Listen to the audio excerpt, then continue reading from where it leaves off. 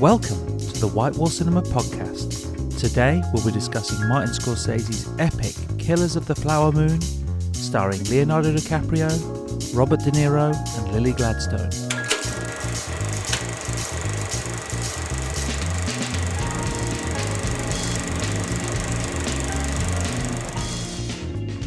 Welcome to the White Wall Cinema Podcast. We're a independent cinema in the centre of Brighton, specialising in interesting, fun, unusual, overlooked cinema, classic and new. And I'm here once again for our next podcast about Martin Scorsese's Killers of the Flower Moon. I'm here with Layla. Hello. Who is my co-conspirator in all things cinema. And as I say, we're going to talk about Killers of the Flower Moon, which is by the great Martin Scorsese.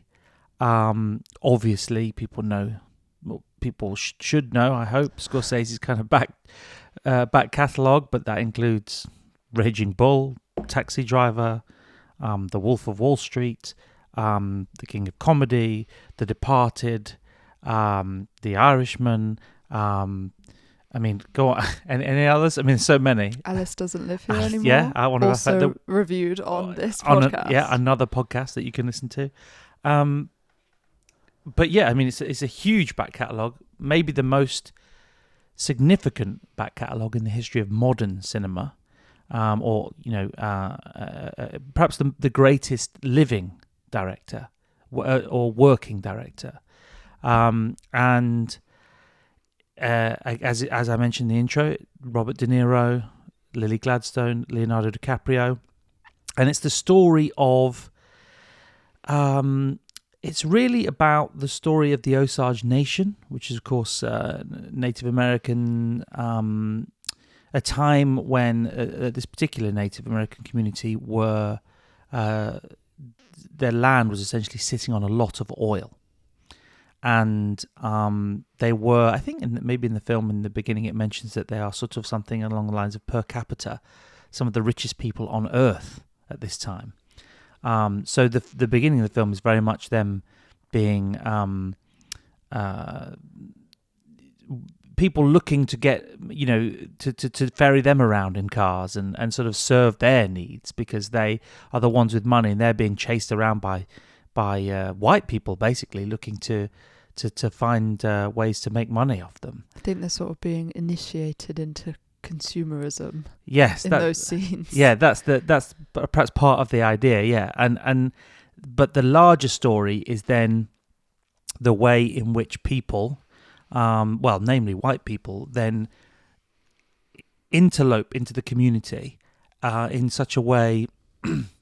I mean, it's tangled up in a lot of things. And again, this is going to be a largely spoiler-free review, but we'll just talk in general about the movie and how much we enjoyed it. But it is, in essence, about the way, and it's historical fact as well, so it's not really so much of a spoiler situation, but it really is about how then these characters push themselves into the lives of the Osage Nation and basically, in order to, steal the oil money or the land rights out from underneath them. And essentially there is, a bunch of things that happen in this movie, not least of course, murder, which is about, the book that it's based on is essentially about that, but it seems to be the case that necessitated the creation of the FBI.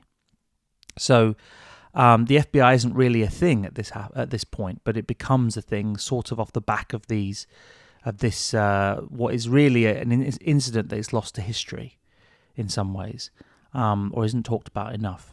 But we'll come back to a few of those details in a minute. I'm just going to say that I think it was released yesterday or in the last couple of days, very recently. We got a chance to see it a few weeks ago. Lucky us. And so we've had a little bit of time to, forget some of the finer points maybe, because it is a 3.5 hour movie full of lots of incredible detail, but perhaps also just to let some of the kind of emotional themes or ideas of it sink in a bit. somewhere between a hot take and actually just forgetting what happens in the movie now, a couple of weeks on. But you know, for me, it was. I mean, it's master filmmaking. I mean, that's the first thing that I think you probably associate with it, and it's a powerful experience. How are you feeling about it now, a couple of weeks later? I mean, it's as simple as this. Do you like the movie? It's a long movie. There's a lot to take in. How much do you like it? I like it a lot. I think it's... That's in the words of Dumb and Dumber. I like it a lot. But yeah. I'm like ready to watch it again now. Yeah. I'm ready. Like, what was it? 3.5 hours? I could do it again. I But- could do it again as soon as I came out. Yeah. I was thinking, I need to watch that. And that is, by the way, in a cinema where we were in it was the air conditioning was turned up to like incredible levels, and we were exceptionally cold because it was a hot day outside, and you know. Shout out to LFF. Yeah, so you know it was very, very cold, but if it had been any other movie, I might have left. But it was such an incredible we left movie. ill. But it was such an incredible movie that it didn't matter. No, exactly. It it just draws you in right from the start. I just think it was like such an all-encompassing, I don't know, experience to watch. And I spoke to you about this, and we're going to get into the details, but like, you know, Lily Gladstone invented acting. Right, yeah. I was so drawn in by her. And then also just like impressed by Leonardo DiCaprio's, I guess, willingness to play such an idiot character. But like with such an empathy. It's not just like, you know what I mean? Well, that's the thing. I mean, so she's like of immense power in the movie. Yeah. And obviously, she's quite sort of a still presence or a firm presence. You know, she's even as the movie progresses, where she becomes, you know, she's kind of robbed of some part of herself, but she, as a performance, you know, and as a kind of character in the movie, it is. It's such a powerful central performance that draws you in, like you're saying. You become, you know, she doesn't need to do very much. No, is the beauty I think of it. she sort of forces you to listen to her. You have to. It's almost like you have to lean in. Yes. Because she's not overdoing it. You're sort of in her orbit. Yeah. Basically. Yeah. Yeah. She's such a powerful character. I just feel like an affinity with that character. Yeah. Yes. But the film is like obviously about something really terrible and is really emotional and sad and powerful. But it's also like really funny. Yes. Right from the start. Yes. In a way that you maybe don't expect. If you think about when Leo first meets De Niro in the film. Yeah. And the conversations that they're having.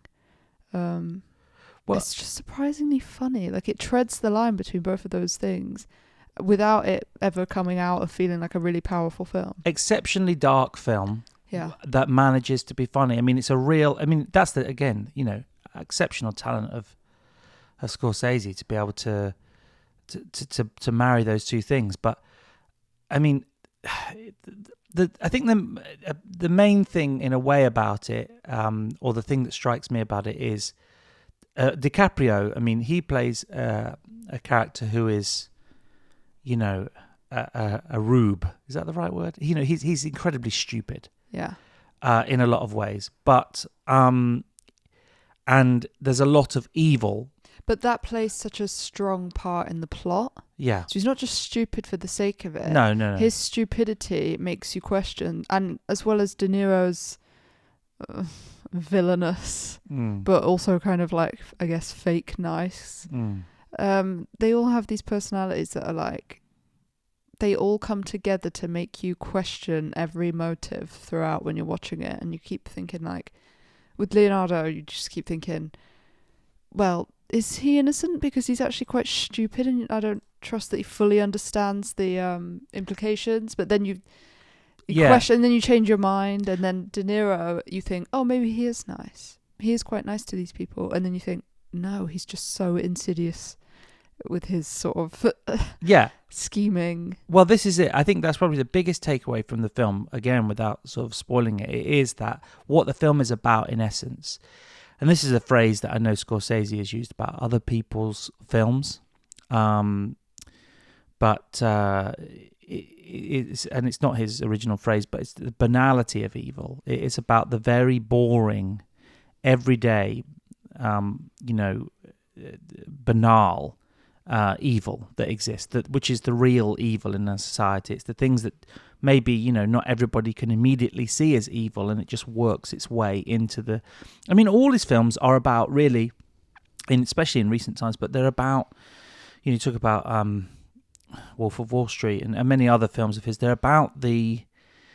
or The Irishman and so on. It's about America as a kind of failed experiment, in a way, of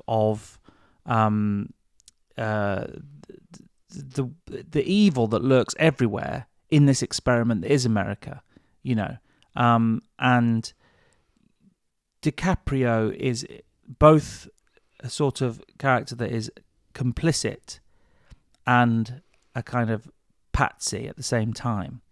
And what's so fascinating about it, apart from the two things that are most fascinating about their performances, is that DiCaprio's performance shows you a person who is a real person, who has real feelings, who certainly does show love towards people that he harms. And it is a genuine love, but at the same time, it cannot really be, because, his actions belie that to some degree, and so, or to a large degree. And so it's about the way in which that happens in such a subtle way, and the way that he, try not to hit on too many spoilers, but really just the point of view that that people will go along with things. I mean, it's an old story, but people go along with things and maybe not really fully realize the intentions, or do not want to, acknowledge the what's happening. But denial, such a powerful thing. And with the De Niro character, it's even more fascinating, I think, because it is about the kind of puppet master of that, and about how he really is not ever, on the surface of it, as you look at him as a presentation, as a person, the way he interacts with people, the way he speaks with people, he's not ever evil. He's never this evil mastermind by any stretch of the imagination. In fact, every time it's always something that he seems to be, or is at least implying, is in the best interests of those that he's talking to or dealing with. And it is exactly the opposite. His intentions are exactly the opposite. And really, it seems to me, there are many things that you could equate it to, and maybe the simplest and most broad one is that this is about Trump and Trump voters. But it is about that kind of subtle con, and that maybe he himself doesn't even know he's engaging in, because he's sort of so mad. But he's so mad, and he doesn't seem remotely mad, on the surface. On the surface, but of course he is, because what he's doing is sort of visiting the worst kind of evil you can upon this community. So, I mean... And I think it's really good at, as a film, putting you, the audience, in the position of the people that are being manipulated. That doesn't feel like strong enough a word, but by him. So you're looking at him almost as they do, I think, where you can give him the benefit of the doubt. And you can see yourself just being tricked by this evil man. Because he's so good at wrapping it up as like, oh, it's, for family, and we're a tribe together, and we're like a society, and we're, it's all about like, he wants everyone to believe that they're not sort of infiltrating and making extinct this Native American tribe. He just manages to like weasel his way into it in just the most, like you say, insidious way. I'm trying not to give things away either. Well, I think but you watch it and you go along with it, and you think that, and then you're thinking, why do I like this man? Yeah, but that's the trick of all the great Scorsese movies, is to, at a certain, in the beginning, sort of be, at least be somewhat on the side of the protagonist, whether it be Henry Hill in Goodfellas or Jordan Belfort in the Wolf of Wall Street or so on and so forth. You're supposed to, like anybody, any human, to empathize with the central characters. And then as it goes along, depending on, and Scorsese films are not really, they're never moralistic, they're never judgmental, they're never saying to you, they're never preaching to you and telling you here is what is wrong. You have to, broadly speaking, make up your own mind about that, which people find troublesome because they think that. But if you show that evil is something that's really obvious and cartoonish, then you're not doing anybody any service. Well, exactly, because that's what it does really well. Because it is a very complex film, and it's emotionally complex. And there were times when I was looking at Lily Gladstone's character and thinking, almost like, why is she being strung along with this? Like, why can she not see? And then you think, like, it has to present it in this way because this is real and truth, and it's showing how people were manipulated. It's not like, it's easy looking back and knowing things that have gone wrong and knowing who is the evil, who's on the wrong side of history. But it puts you in it so that you almost feel like you're seeing this scenario for the first time and you're not really sure what way you would go and how easy it would be to manipulate you. Well, being that it's lost to history as an event, a lot of people will be learning about this for the first time, which is, one of the great things about the film. And also, in one of the things that it sort of occurred to me is that there's a section very early on in the movie where a lot of the Native Americans are, and I don't know the exact setup of this, but they're trying to get hold of their own money. And they often can't get hold of it because they don't have a kind of guardian, which it's just about systemic racism. Yeah, I think those are some of the worst scenes when she goes to visit and say, I need money for this medication. Yes. And they withhold. Yes. So, but the point is that it's easier. One of the things that the film clues you into straight away is it's easier if you are married to a white man, because he can be your kind of guardian and he will be able to get hold of the money. So in a way, the sort of capitalist system is rewarding both the Leo DiCaprio character, who is essentially sort of cozying up to Lily Gladstone's character in order to get at her money. But in order for Lily Gladstone under the system to get hold of her money, it's easier for her if she cozies up to someone like Leo DiCaprio. So the whole thing is stacked against this community right from the beginning, and it makes that clear without making it, it's never ham-fisted, but it makes it clear the situations. And allows you to, as I say with all his movies, it's about, at some point you start to split. I mean, maybe it's right in the first scene, but, or the second scene, the third scene, the fourth, but somewhere in his movies it's always a split, and it's different for every person. Wolf of Wall Street is probably a really, really, really good example of that, because some people who watched that movie thought that it was glorifying the whole situation, but those people clearly A, cannot have watched the movie, or B, have no understanding of what it means to be a human, because it's true to say that stockbrokers there is some sort of famous story of stockbrokers watching The Wolf of Wall Street and cheering as he slashes open the cushion to grab his bag of cocaine before he jumps in his car and smash with his young child in it and smashes it into a wall. Because they are completely in that brainwashed mindset. But any other human has departed from DiCaprio's character a long time before that, because he's clearly a reprehensible person. But the thing is, it doesn't. Scorsese's movies allow you to make the decision, because then you can actually make the moral decision rather than being preached to, which people don't take well to say, look, aren't you? Aren't these people bad? Because you reject that, and it actually is more of an anti-hero thing. If you really want to show people, how terrible someone is, you let the audience make up their mind based on a fairly straightforward presentation of what happened. Of course, with all your amazing artistic flair, because the movie is absolutely stacked with the incredible, the set design. The research that's gone into this is just sort of off the charts, both historically and sort of particularly around the Osage Nation. It's obviously, it's obviously done in deep consultation with the Osage community. And also, I would say the editing. I mean, surely this is Thelma Schoonmaker getting another Oscar, because Thelma Schoonmaker being Martin Scorsese's longtime editor since Raging Bull. And she won the Oscar for Raging Bull, the first one, but I think this would be her fourth Oscar. Surely it is, because the achievement of a 3.5 hour movie that does not drag at any point. I think for anybody that's reasonably watching this, I saw length,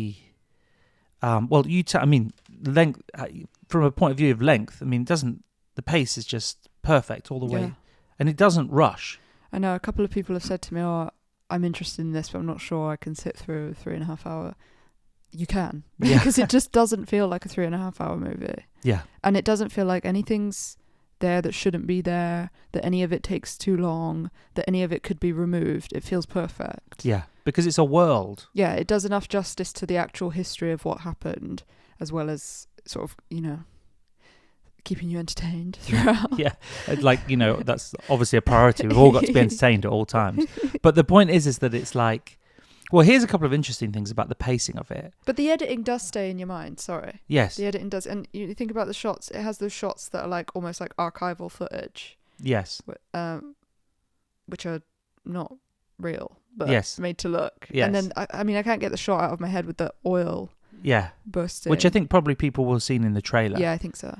But yeah, I mean, and Scorsese, when we went to see Martin Scorsese in person, it is. Wow, yeah, and when he was doing a talk in London a couple of weeks ago, around the time of the release of the premiere of the movie. Obviously, it's only just come out as a theatrical release, but he was talking about the fact that there was a common understanding that Native Americans had oil money, and that they were often depicted in cinema of the time as sort of having oil wells springing up behind them. Yeah, and they're sort of dancing around. Dancing. So he's sort of playing into that popular media view, which is all but forgotten now, but of the time of Native Americans, being exceptionally wealthy group of people. But he, I was going to say about the editing in terms of pacing and what have you. So, I mean, Thelma Schoonmaker, and obviously she always collaborates heavily with Martin Scorsese, but she has to win the Oscar for this. I can't see how anybody else is going to do anything that's going to touch this in terms of editing. No. It just doesn't even. But weirdly, and I balked at this, and so will you. But there is some suggestion from Martin Scorsese that this is the genius of Martin Scorsese, right? Because we have recently, or not too long ago, done a podcast where we really went in on Ari Aster, director of Midsommar and Beau is Afraid. And one of the genius of Martin Scorsese is that he can take something good out of anything. And one of the influences in terms of pacing, but you see, it was those two movies for Martin Scorsese. Even though he already, obviously him and Thelma have a well-established way of working, and well-established, the way in which they create rhythm throughout their movies is miraculous. It's one of my favourite things about Scorsese movies. But he took the pacing of those, and I think in a sense, and repurposed them for what he needed. He sort of repurposed them for good. Yeah, I see what you're saying. You can use your powers for good or evil. Exactly. Yeah, but so that, and also that the editing and the classic kind of Scorsese camera work. Like panning across in the streets when there's car racing or whatever. I don't know. Well, there's so many. It sticks in your mind and your psyche. There's so many of the classic things in terms of. Well, this is the other thing I was going to say. Sorry about editing. Before I forget, is the length of it. Yeah, people will be tempted to think that it could be trimmed down, and it probably could be trimmed a little if that's what you desired. But it isn't what's best for the film. It wouldn't serve the film and the immersiveness, because the complexity of the film, the complexity of these historical incidents, and the length of the film, to get all of that complexity in, the key element to that is making you actually, rather than explaining and working through the plot for you in a way that's, to get you to understand a complex series of events, it allows you to live your life in that world, which means that you don't need really, as far as a film can do, you don't really need the explanation for you, because you are living it. So you're seeing the different people doing the different things, and it's unfolding before you. So even someone who will struggle with a complex plot will be able to understand. Yeah. Because it isn't a complex plot, because it is just life, and life is complex. And you understand difficult things in your life because you go through them. And it is the same process in the movie. It is a reflection of life. And I mean, Scorsese, that's what I was going to say about the moral complexity as well. These films are really, this is life happening before you, and then it holds a mirror up to the viewer, and you decide based on your own moral compass where you depart from the characters, which, you know, there are, in again, his various movies, they all work slightly differently, but they have that same quality of where do you depart from these people. And by the end, obviously, you know, it's quite obvious, but never ham-fisted, and never too strong. I mean, it's extraordinary in endless ways, and I think when we go back to it, we could probably do, you know, hours of just discussing what I mean, not even talk about anything that we have or will talk about here, and just do it all over again and talk about new stuff. Yeah. Because it's definitely one of those. It's one of those big films that also has, like, I guess, kind of an ensemble of people. One of the funny things about it is there's like so much like online. The worst thing in the world is online discourse. Let me just say up front, that is the worst thing. People talking on... And this does not form a part of it. But yeah, people talking about X about films. And, you know, one of the fascinating things is seeing people's actually having kind of reaction to Brendan Fraser's character turning up. Oh, yeah. And actually, I think it's a masterstroke, because in a way it's a bit like the Trump story, and then when Rudy Giuliani turned up. You know, just some crazy, huge, like absolute, you know, some carnival showman just arriving, you know, to kind of, just be a ludicrous person. Because who defends a ludicrous person? Or you know, who you know what I'm saying? It's like the more ludicrous people then come in on top of the ludicrous people in this world, and you know, there is that sort of quality about it. And I do think it is. There is a very specific moment where De Niro's character says something. I won't remember the line, but he says something that we have to take back control. And of course, that's maybe a slogan more associated with the UK government, actually. But that was clearly a riff on "Make America Great Again" stuff, on MAGA stuff. And so the take back control line that De Niro has about we've got to take back control of this community or our community, or however he phrases it, it just is a moment without being too obvious where someone's ringing a bell in the back of your head and saying, this is Trumpism. And again, Trumpism is not really a news story. There's always been these sort of people. And in a way, that's what Scorsese is showing, that these are a condition of the American project, that these people come along and they're part of America.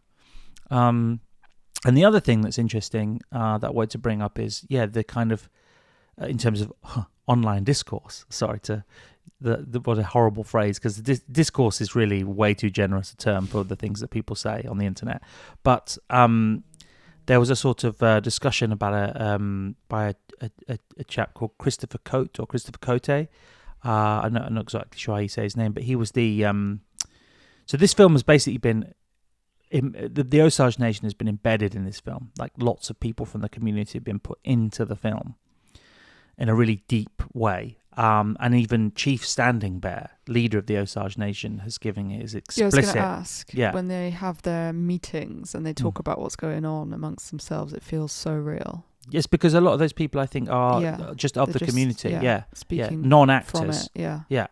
So there's a deep authenticity about the Osage Nation, and a deep respect for it. But the problem with the movie, in a way, and it's not a problem, I mean, with the movie, but the problem with life is that, you know, it is about terrible things that happen to them. But anyway, so aside from that, what I was going to say is this chap, Christopher Cote, not exactly sure I say his name, but he was a language consultant on the movie. And I can tell from, you don't know this clip that I'm talking about, but he was on the red carpet asked about his feelings. He basically taught Lily Gladstone how to speak Osage, which is amazing, she was saying, because, like, he is younger than her. And so she loves the idea that, you know, this heritage is with people who are even younger than, you know, this is not being forgotten. But he was saying that, and I'll sort of read what he says, and then you can sort of see the interesting thing about it. But people were using what he said, taking what he said in various ways. The worst of which was people were thinking that he was slamming Scorsese, which is just totally, I think it's what's totally untrue. Anyway, what he said was he was nervous about the release of the film, and now I've seen it, I have some strong opinions. He's doing a red carpet interview. If you've got X or Twitter, then you'll, if you've got the Musk app, then you'll know what I'm talking about, perhaps. But he says, as an Osage, I really wanted this to be, I sort of could break this down a little bit, but I really wanted this to be from the perspective of Molly, that's Lily Gladstone's character, and what her family experienced. But I think it would take an Osage to do that. And then he says, Martin Scorsese not being Osage, I think he did a great job representing our people. But this history is being told almost from the perspective of, he talks about then Leo's character. And he sort of says that they give the character this conscience and kind of depict that there's a love. And he's saying, and I won't spoil it, but because he sort of touches on a spoiler, but he says, but when the things that happen in the film happen, that's not love, you know, that's just sort of beyond abuse. And he says, I think in the end, the question that you can be left with is, how long will you be complacent with racism? How long will you go along with something and not say something, not speak up? How long will you be complacent? I think that's because this film isn't made for an Osage audience. It was made for everybody, not Osage. For those that have been disenfranchised, they can relate. But for other countries that have their acts and their history of oppression, this is an opportunity for them to ask themselves this question of morality. And that's how I feel about this film. Now, people have misunderstood this statement entirely, thinking that what he's saying is that Martin Scorsese shouldn't have made this film. But what he's saying is, I would have liked to have seen an Osage make this, but obviously that's, you know, I would like to have seen this more from an Osage perspective, but that really should be an Osage person and not Martin Scorsese making it. So Martin Scorsese has done something, which is to make a movie for other people who now, which is valuable in its own right, which is that they have to sit and deal with the uncomfortable questions that, you know, they may be in some way, even in some other wider scheme, be complicit in. So, you know, Martin Scorsese isn't pretending that he's Osage and he's going to, you know, make this film about, you know, and pretend that he knows everything about that. He's going to embed himself in that community and make a film about what the white interlopers into this community did, and then ask America to sit in front of this film and look at it and think, how complicit was our, you know, were we in it? Because obviously America is not a majority Native American country. So the other people have for to, a reason. Exactly, for the reasons that this movie is setting out, in a sense. And so he's asking people to look at this and decide how complicit they were with it.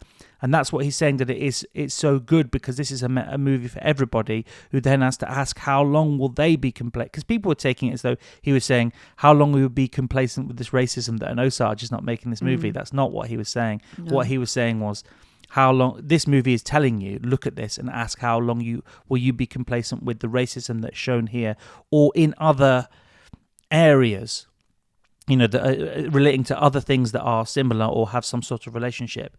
As with all Scorsese movies, they are a world, you know, they show people who do not have morality and ask you to try to figure out where, you know, where they are acting in a moral or immoral way, and you've got to decide. You've got to be the grown-up. You've got to say, this is right, this is wrong. You know. Yeah, but one of the things you just mentioned, I think, from his quote, was the way it gives Leo's character a conscience. I think that just lends a level of empathy to the Lily Gladstone character, because otherwise you'd be implying that she's some sort of idiot that goes along with some outright obvious caricature monster of an abuser. Yeah. And how can you? She needs more complexity than that, because life is complex. Because and these relationships do exist where either there is love or there is the appearance of love, which underlies the abuse. That's what allows the abuse to unfold and what keeps someone with the other person. And this instance is obviously much more complex because it's like so, well, racist. Yeah. It's kind of underlying. I mean, it's almost too complex to talk about. Yeah, it's made clear early on that DiCaprio's character is stupid. Yeah, and it's sort of an enjoyable joke early on. Yeah, but then there is the element of like, he does meet her independently of his uncle's wishes for him to meet her. So they strike up their relationship almost on authentic grounds for a relationship, and then but very quickly this Robert De Niro's character's evil motivations for him to be with her unfold, and that's one of the things that makes it so complex as a relationship and as a plot, because throughout you're kind of going, is he doing this because he loves her? Should they be together? Is he just enacting Robert De Niro's wishes? It makes you ask questions. I think you've hit on so many of the great complexities, which is what I was going to say in a way, was like, because he's made clear that he's stupid at the beginning, and that plays into it in two ways. It's the obvious way that it shows that he can be manipulated by De Niro's character, both in a way that he knowingly is being manipulated and pressured, and both in a way that he doesn't know because he's not that clever. And also you're saying, well, it would make her look bad as a character, or it would sort of be unrealistic, let's say, if she was going with an idiot. Sorry, she's going with an idiot. If she was in a relationship with someone who was, who genuinely, it was obvious, didn't care for her, and was obviously trying to harm her. Yeah. But the point is that he isn't clever enough to understand all of the implications immediately, or is at least good enough in denial, so that he does have an authentic feeling for her, which is what allows them to sort of, allows the thing to sort of go on further. Yeah, and I also don't think it's, I mean, maybe I'm taking the quote wrong now as well, but I just don't think it's useful or interesting to present any character, usually, as totally devoid of a conscience, just because we know they've done something wrong, because then it implies that this can't happen among normal human beings, which it did. If we're going to suddenly imply that there's some sort of group of caricature evil, like psychopaths with no conscience, first of all, it's just not accurate, and secondly, you have to tell the story of, it's the learning from history things, like the idea that things can happen again. Things are happening right now. Yes. Well, that have happened in the past. The point is, people with a conscience are susceptible to evil. Yes. And anyone can be manipulated. And also equally, that's the beauty of the film, because people with a conscience can be manipulated into doing things that are that are completely awful, but also people who have the motivation to do things that are completely awful, may not always know they're doing it initially, or will the denial will be strong, but also those that are sociopaths or psychopaths have an appearance of not being so, which is also a powerful thing in itself, to understand that people who are, let's say they, I mean, obviously this is a very broad statement, but they are evil, do not, or want to bring evil, are not, they do not have the appearance of being evil, at least to you who is being, who's in the eye of the storm. Yeah. And so, that runs through about like all the characters. I mean, it's not even like, I can think of all these words applying to so many characters in the movie. It's so deep on so many levels, and it's a great, I think, late period masterwork from a director who, I don't know whether people have this sort of difficulty about discussing whether or not this is like the last few movies of Martin Scorsese, but he himself says that he's only got a couple more in him, and this is a hugely important piece of historical reckoning. Yeah. with America about itself. One of the nice things has been reading Scorsese's recent interviews that he's given, and just seeing him say, just sort of calmly, that he's happy with it. Yeah. And he's enjoyed it. But it's like that sounds a little bit more, I don't know, meaningless or something. But it's actually, I've found that sort of touching. So it's like, here's someone who's had a massive career across decades and is culminating potentially in spite of Hollywood. Yeah. Not because of Hollywood, in spite of Hollywood, against all the odds, against all the people that didn't want him to make all these movies, so many of them that he didn't want to make. And here he is convincing a streamer in Apple to give him hundreds of millions of dollars to make a movie, which, by the way, I think is really embarrassing for Netflix, when Netflix gave him all that money to make The Irishman and then didn't really put it in cinemas. And now this movie is raking it in cinemas. And it's, in a way, maybe a darker film. Do you think we could get an Irishman re-release? Yeah, but it would have, if they'd have put it into cinemas, it would have made a load of money for them. The traditional model of putting things in cinemas is better than the new model that Netflix thinks is just putting it on streaming and not telling anyone it's there, burying it actually within Netflix. Yeah, whereas who's it for? Yeah, well, money laundering. Yeah, Netflix, the greatest money laundering operation in all history. But I guess the point is that it has been a huge success in cinemas already, even though it's been in a couple of days. And I read a statistic which is that 46% of the people that went in the opening weekend were under the age of 35, which is just a wonderful thing to know, considering the kind of length and difficulty of this subject and the kind of, this and Oppenheimer and other movies. Oppenheimer, which we will eventually get to reviewing, I suppose, is... I will say now it's his best film. Oh, well, there you go. No podcast needed. Nolan's best film, Oppenheimer. But, it is a really heartening thing to see. And really, I'm... And how nice is it that we got to see Scorsese talking about the need for the big screen experience to continue. Yeah, exactly. I mean, that was a all-timer moment for me, but yeah. Well, I think it's easy to forget when you're streaming, not to get into like film theory now, but just the sort of voyeuristic aspect of being in a dark room with a massive screen in front of you, and sort of it's like just for you and you're in it. And it seems to, especially a film like this, where it gives you the room to breathe. I think it's so true what you were saying about like it puts you in the world for a long enough time that you just end up sort of reacting and responding and making judgments about people and things that are happening.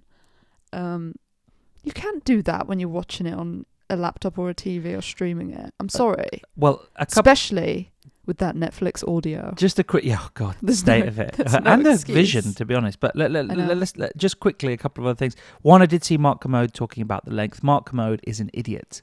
Talking about, not in every aspect of his life, but regarding the length of Killers of the Flower Moon.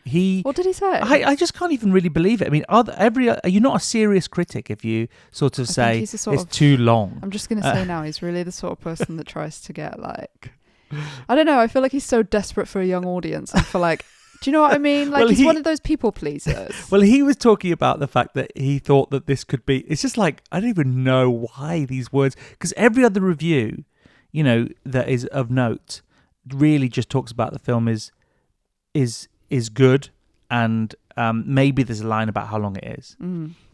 But Mark Kermode is like saying that it should have been really like 4 1-hour episodes on Apple. I'm just like, what the fuck? Sorry, do we swear?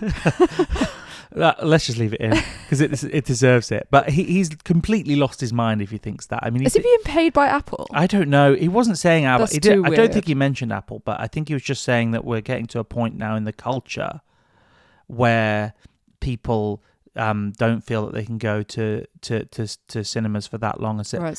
So we should pander to that rather than trying to educate people on why. A different version of reality may be better. Well, the thing is, movies are different to series. They are complete worlds unto themselves. They're not a continuing episodic story. They have a different quality. Now, I know that David Lynch would say that Twin Peaks: The Return, like all however many hours of episodes are, is one thing and it's a movie. But that's David Lynch. He's not living by the normal rules of the universe like the rest of us. And we love him for it. And we love him for it. But this idea that streaming, that this should be on streaming, and that it's more of a streaming experience, is absolutely ludicrous, because it's one of the most cinematic movies that you could possibly imagine, and it has to be seen. I mean, I don't know. He did. Not everything he said was wrong, but some of the people, broadly speaking, people who haven't seen the movie who think it's too long, it's a ludicrous thing to say, because it's exactly the length that it needs to be. Well, my question is, too long for what? Yeah. Too long for your own level of intelligence? Yeah. Like, too long because you need a cigarette break? Like, what are you on about? Yeah. Well, look, too long for what? In fairness, the only thing I'll say is, and this is not really related to Killers of the Flower Moon, because I think it deserves that continuous being sat in one place with the continuous build-up and pacing and rhythm of what it is. But I do think we're missing a trick, which is basically down to financials, where some movies out there could put in intermissions. Because actually intermissions are a really cool device if you've got the right kind of movie. But that does not apply to Killers of the Flower Moon. You need to be sat living in the rhythm of the tempo of it, which is not something you can do at home. Unless you're really disciplined. It's something that a theatre can only provide. Because it's not the kind of, now we're getting into like 4-hour films and intermissions. Yeah. But there's such like a specific formula for a film with an intermission, or like the classic ones that I've seen, where you can feel it coming and you're like, it's nearly time for the intermission, because the conflict is happening, or they're like on the up again or something. Like, you could feel something big coming. It's not that kind of film. And certainly sometimes with a movie like Ben-Hur or Lawrence of Arabia, the intermission is an act in and of itself of making the film feel more epic. Yeah, because you break from it for 20 minutes and then go back to it, and then and it's like there's a whole other world, the other side of the intermission, and so it gives that epic sweep. Yeah. But when you've got a film that is based on the rhythms, and sometimes very specifically on the late Robbie Robertson of the band does the score. He's passed away now, but this is going to be his last score, obviously. The great band, the band frontman Robbie Robertson, the score quite often has the tempo, which is obviously like interlinked with Native American music, that builds up a kind of, I wouldn't say it's the increasing tempo of, like, say, the end of Goodfellas, where the cuts get faster and it gets speedier and speedier, just more a slow intensity that has to be maintained consistently for you to feel really the genius of the art that Scorsese, and of course in that case Thelma Schoonmaker, who we're lucky enough to be going to see this week, Thelma Schoonmaker in person, talking about some of the things. And I should probably, if anybody's got this deep into the podcast, plug that we're showing Peeping Tom, which is one of the great, which is by the late husband of Thelma Schoonmaker, of Powell and Pressburger fame, Michael Powell, and one of Scorsese's chief influences. Peeping Tom, when we were talking about voyeurism in the cinema, that is really the final word on voyeurism in the cinema. So, November 1st, you know what to do. You know what to do. Check out our listings online as ever. But it is... that's the move. This Scorsese has made this film at the length and in the format that is precisely intended to be, which is the cinema. That is the point of it. He's made it that way. That's how he envisioned it. That's how it's been executed. That's how it should be received. And I have an ultimate respect for that. Of course, people will watch it at home in the end, but it'll never be the same. I'm sure that when people are binging Netflix, they just sit for more than 3 hours and don't move. Is it... No, it's common. Like, it's a common... I don't know why when it's transferred to cinema, people think it's such a slog. It's a common discussion that people will, talk about, that people will obviously sit and they say, I'm not going to watch a 3-hour movie, but I will watch 4 episodes of this series back to back. Yeah, exactly. It's like, get the snacks in. Yeah. Get the popcorn. Yeah. Take a blanket. Well, it's a commitment, isn't it? I mean, it's like anything in the modern era, because everything's so readily available on streaming. There is no commitment, and so a lot of times with great art, you only get out what you put in. Yeah, but it's such a payoff. And exactly, but that's what you only get out what you put in. And so if you if you want to listen to a album, you can just click it on Spotify and listen to it for a couple of minutes, and they go, I didn't really like that, and just turn it off. But if it's actually, but in the old days, not like the old days were better in every way, because they weren't. But one of the good things was you could go to a record shop. You would have to, first of all, go through the process of seeing the guy at the counter who looked at you like, you're buying that, are you? Really? Like, why are you even in here? You're buying that, are you? And so you had to pass that, which was like the first level. And then the next level was going home, and you just spent, I don't know, whatever it would have been in those days, £12 on this album. Yeah. And so, which was worth more than it is now. And you would be committed to this album, so you would, even if you didn't like it immediately, you would listen to it several times all the way through, and suddenly it might just come to you why it's so good and become one of your, or another good example is maybe the least favorite song on an album might become your most favorite song by the end of the time that you spent listening to it over the course of several weeks or months. But anyway, we're really getting to film theory here. Just we'll sort of wrap this up by saying that the thing about perhaps the most powerful thing, and we'll try to avoid the spoiler on this one, but it is a much discussed thing, I think, about the film, is the ending of the film, which is in essence one of the most important scenes in any Scorsese movie ever, because it is really the director's own recognition of the people, the real people who are affected in these stories, the real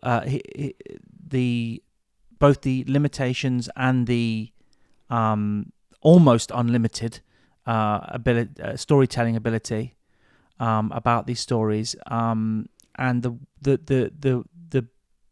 it's hard to say without saying exactly what happens, but basically there is a moment at the end of the film that wraps it all up together. Which, by the way, I think just before that is slightly a bit of a pop at the culture of true crime podcasts. Do you think? About the way that these things become fodder and entertainment for people. Because I saw it more, you're probably right. Well, I mean, maybe it's inadvertent. Directly it's referring to, I guess, like actual radio plays. Thank you for the word that was not coming to my brain. I like how it's done through that as a vehicle.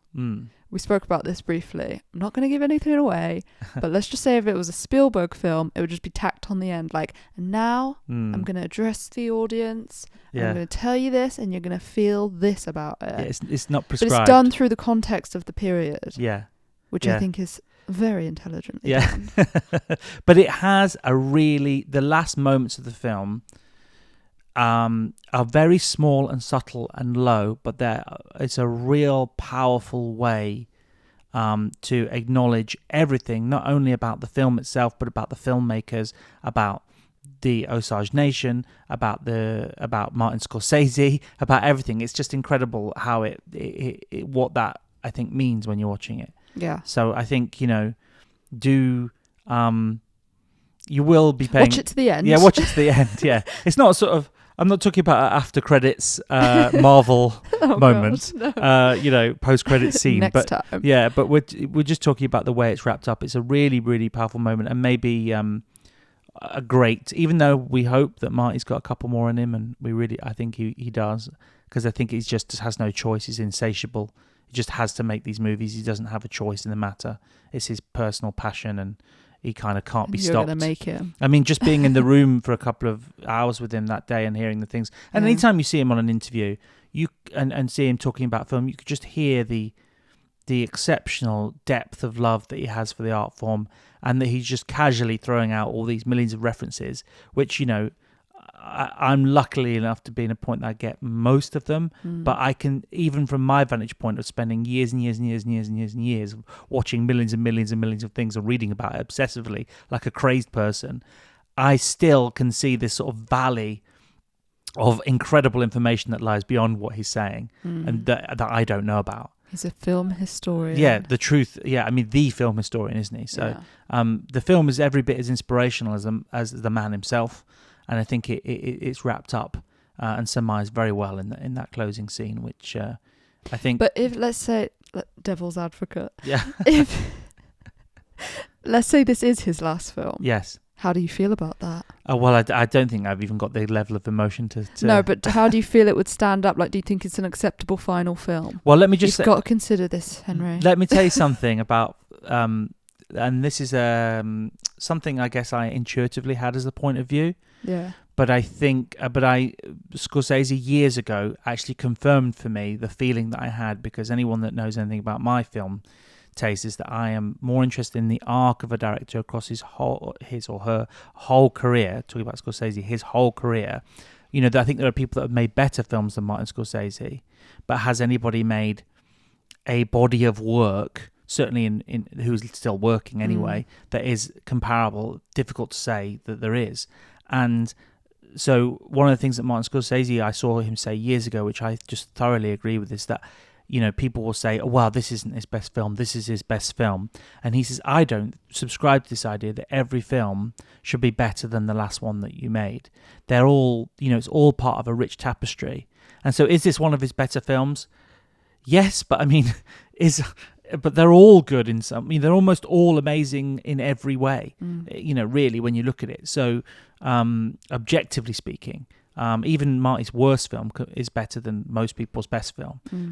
But it's really about the rich tapestry of his entire work and the way that's woven into the story of who he is as a filmmaker. And so I don't know, is this an acceptable final film? I don't know what the answer to that is at all, but I'll say it is certainly another perfectly imperfect entry into an amazing back catalogue of films that sits alongside the others, and adds something, not only is great in and of itself, but adds amazing context and richness to his other pieces of cinema, and allows you to, like any great director's film should, allows you to have a deeper understanding of those films too. And that's that's really the whole point of being a director, I think. But I mean, I think we're going to wrap up, but yeah. I think people have that approach to music as well, don't they? Like whenever you talk about someone's new album, and people are always so tempted to be like, oh, no, I preferred their first album. It's like, it's irrelevant. Yeah. Why is it this constant competition with yourself to be? And also, what is better? Yes. Are we talking about sales? Anyway. Yeah. we can get into the deep. Yeah. We won't go into it. We can get into deep water on that. But yeah, it's certainly a very, very important movie. A really, really great movie that is both about something really, really powerful, that a story that absolutely needs to be told, but also, would you believe it, entertaining and funny at the same time. Incredible piece of work, incredible balancing act, and there he is again, cementing himself as the greatest living director that we have. If you haven't seen it, go and watch it in the cinema. Yeah, in the cinema, and just, you know, have a wee before you go in. It's that simple. Yeah. You know, it's that simple. Or go for a wee part way through, and then like use your head to piece together what you might have missed, or like, you know, find your way back into the story. It's not hard. That's James Cameron's current assertion, is that we need to normalise going to the toilet during a film. Truly though. Like, what are you going to miss that is so essential that you then cannot understand the rest of the film? Or go for a wee before. It would be terrible luck. If you need a wee, then the thing is, it's such a densely complex film. It's nice to see. You want to see every bit, but just go for a wee. And I mean, I would never leave halfway through it because like anxiety of like even asking someone to move for me. Yeah, it's just not an option. But you know, you can go for a wee, and then in the middle of the film, and then come back and see the film again the next day. Or another day, because that's what I would do. If I missed a moment of a Scorsese movie because I had to, missed the old I'd go back and see it. Where it just rolled. Yeah. And you'd just like catch it halfway through and then watch it. No, the worst. The next round. The worst. Hitchcock put a stop to that, didn't he? Oh, did Broadly, he? Yeah. Psycho was the one where you normally people loved that. People could walk into a film, at any time back in the day, but Hitchcock said, "I'll not allow theatre managers to get people to come in part way through because you need to see the movie as it is from the beginning, and you know."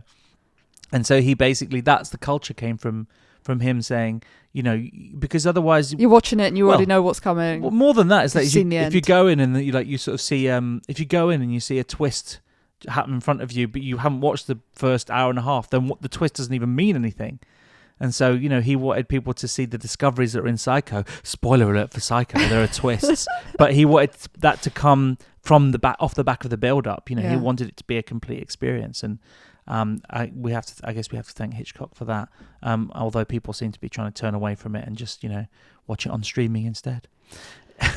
But anyway, don't do that. Go to the cinema, whether it's ours or others. Mainly ours, but if it, Mostly ours. Go and see things in that format, because of being around other people. You know, that's what matters, I think, in these situations. Seeing it as a community and seeing it the way the director intended. It's also just interesting to hear other people's responses, like throughout a film. Like when people laugh at things and you think, why are you laughing at that? I wouldn't laugh at that. And then you sort of think, You have to rethink it. there are different ways people see this. Yeah. And, Well, that's you know. you get a whole another level when you're on your own. You'll miss out on all that nuance that other people see. And again, sometimes it's not just. I'm gonna have to wrap this up, but sometimes it's not just that other people laugh or make a reaction like a gasp. But I think you don't just react from people's reactions. Actually, sitting in a room and watching it with the knowledge that other people are there, you think about it differently. You think about it as a person in a community.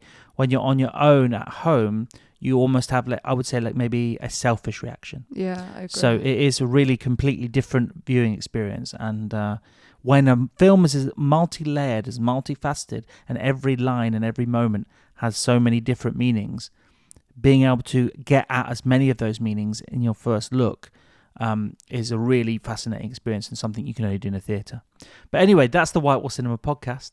And we'll see you again for another one. Maybe there's another one that is an old one or a new one that you can click on right now.